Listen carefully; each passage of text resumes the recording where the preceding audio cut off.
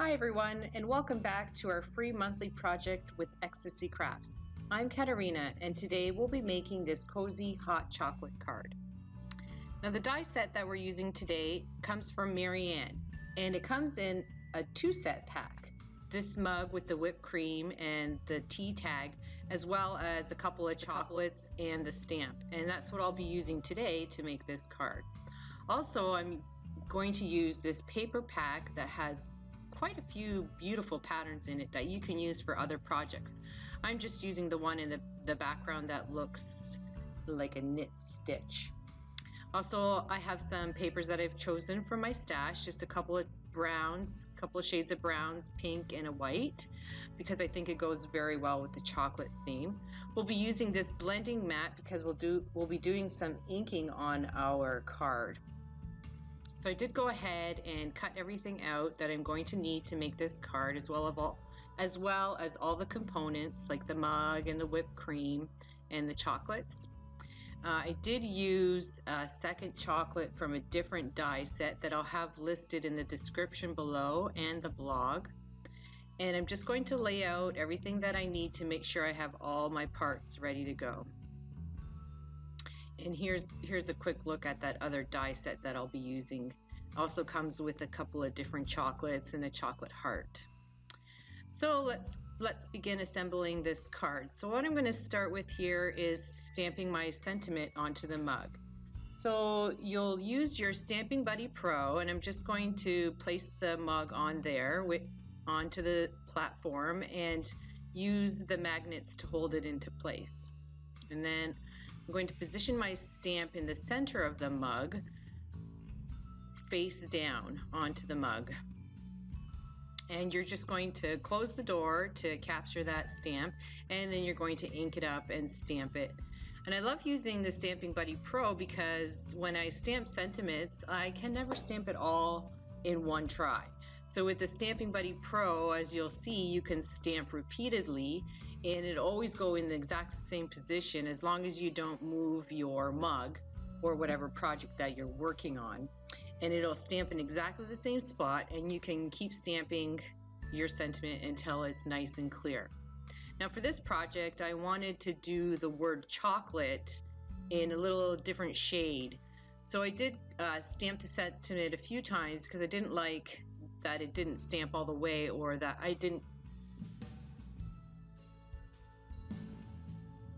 So I stamped it a few times just to make sure that I got the entire sentiment. So here I'm just making a little bit of a mask using some scrap paper, and I'm going to ink up the word chocolate, take the scrap piece of paper away, and then stamp onto the mug again. And you see that it's going to stamp in exactly the same spot every time. Now the word chocolate didn't stamp all the way. I guess I just didn't press it hard enough. So I'm going to ink it up again and then go ahead and press that down. And there you have your stamp sentiment in 2 different colors. So before the ink dries, I'm just going to clean that off of my stamp and then set this aside.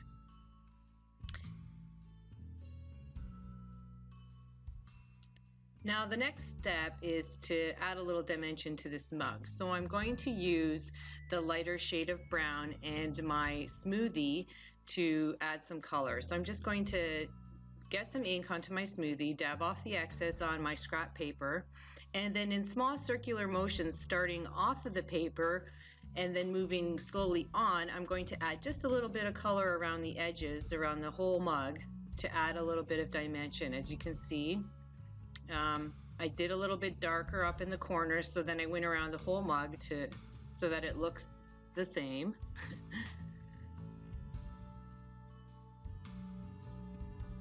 So you're just going to want to do that. And then I got the handle in there too, just to make it a different color. Add a little bit of more highlight up to the top there and go all the way around the mug. Like I said, just to add a little bit of dimension to that. I'm also going to do that to the pattern paper in the background. Same idea. I'm going to use a blending tool for this one and the Memento dark ink. And I'm going to dab off the excess and then start again off the paper in little circular motions onto the paper. And I always like to start with a little bit of color because it's always easier to add color than it is to take it away. So we're just gonna start lightly and then add more if we need it. So I'm just gonna add a little bit of color all around the edges, more so on the corners, just to give that background a little bit of depth and dimension in it. So you just keep going around until you get the colors that you like and the darkness that you like.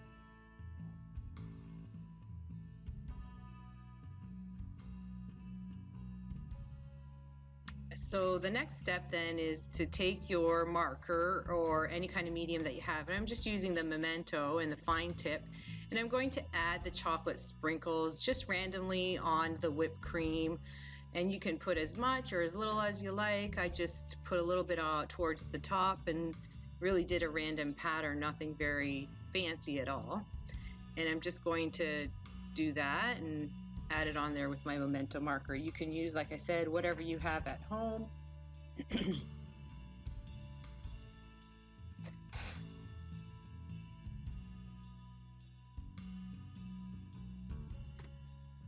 So I wanted to add a little bit of dimension to these chocolates, but I decided so I decided that I'm going to use my crocodile tool to add a little bit of color onto the embossed parts of the chocolate. Now you can use what you have at home. I'm just going to use my crocodile tool because that's what we have here. So I'm just going to add a little bit of dark brown to the brown chocolate, to the raised parts, so that it gives it a little bit of dimension and interest. Also, I'm going to do that to the pink chocolate with the light brown ink. Seems like a weird combination, but it really works great. I love brown and pink together. It's my two favorite colors. So here with the crocodile tool, it's just a matter of changing out the little tiny ball that comes with it. You're going to dip it into your ink there, dab off the excess onto your scrap paper, and then just highlight the raised parts on your chocolate.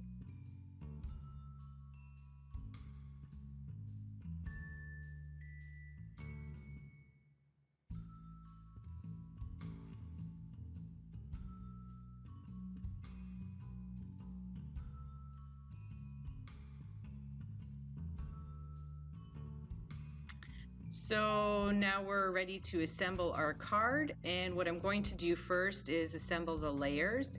Now, as you'll see in a moment, I am still working on my blending mat and I didn't clean it off. So when I flip over this white cardstock, it's going to be full of brown ink everywhere. So I'm just going to have to cut another sheet out, and you'll see that in a second here. But just to make sure, once you're done blending, always clean off your blending mat or even move it off your workspace so that the rest of your project doesn't get all dirty and you're not wasting any paper like I did. So I'm just going to peel off the tape on the edges and then leave the two sides on there with a little tail hanging out. And I'll show you how I assemble the cards just to try to make everything centered. So see here, I realized that my paper is dirty, so I went and I got another one. And that kind of happens when you're crafting. Sometimes you need to start over or get a new sheet. That happens. So what I'm doing here with the little tails on the paper is adhering them so that it's all centered. And what I do is hold a part that still have the backing on it on the corner, center the paper, rub it all down so that it sticks, and then I can peel away those extra two pieces and then adhere the entire cardstock together. So I'm just going to repeat this process for each layer. And you know, there's a whole different ways to assemble your cards. This is how I find it the easiest. You know, leave a comment down below on if you have other tips or tricks on how to make sure that when you're assembling your layers, they go on nice and straight. This is what I use. I seem to, you know, 90% of the time I get it on there straight. Sometimes I don't. That's what makes it a homemade card, right? So here you can see I'm doing the same technique, trying to line up that patterned paper, but as you can see, it didn't really line up perfect. But then again, like I said, that's what makes it a handmade card, right? And practice always makes perfect, so go ahead and practice. So now that all my components are ready, I'm just going to assemble the mug by putting the whipped cream through the little slit that comes up top and then just taping that from the back. And I'm going to lay everything out onto my card to see where I want all my components to go. Now that I decided where I want all my components on the card, I'm going to go ahead and tape everything down. I just use some Be Creative tape here, but feel free to use some foam tape or foam tabs to have everything pop off your card. So I'm just going to tape the mug down and then assemble my little chocolates with the little whipped cream on top, and the other one has a little bit of almond on top. So you're just going to assemble those together and tape them down onto your card front. And here's where you can be creative and use as many chocolates as you like, or as little chocolates as you like, or if you like just dark chocolate, you can really just go to town here and add as many things as you like to your card front. So here I'm just going to use some foam tabs to pop up the chocolates on my card, and I find using your craft pick to take off the back of that foam tab makes it a little bit easier. They're a little bit finicky, so go ahead and use your craft pick to help you with that. And I'm just going to adhere that to the front of the card where I think they'll look the best. And here's that other little chocolate I'm going to put on the right side with the dark chocolate. Now the next step, I'm going to use Cosmic Shimmer Sparkle to add a little sparkle to the card front. I just thought that it needed a little bit more sparkle on it. So feel free to use what you have at home. I'm using the Cosmic Shimmer Sparkle texture paste, but you can also use Cosmic Shimmer Twinkles or Wink of Stella, whatever you have in your stash that you'd like to use to add a little bit of sparkle to the front of your card.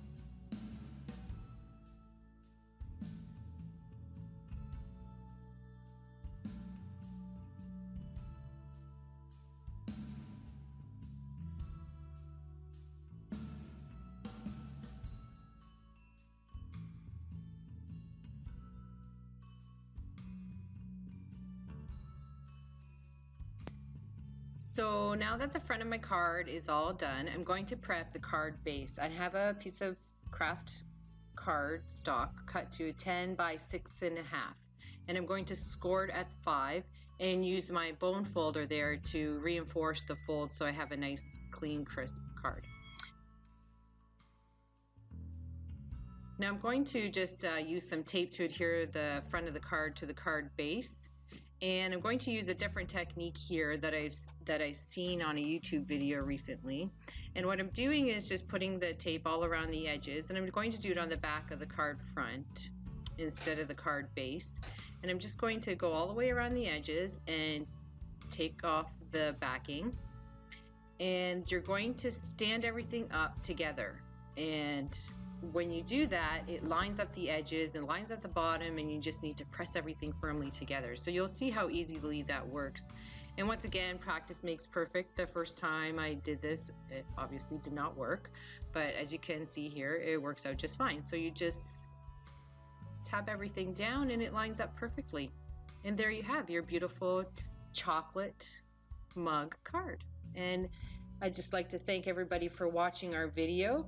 Please subscribe to our channel and don't forget to hit the notification button so you don't miss any videos. Thanks a lot and have a great day.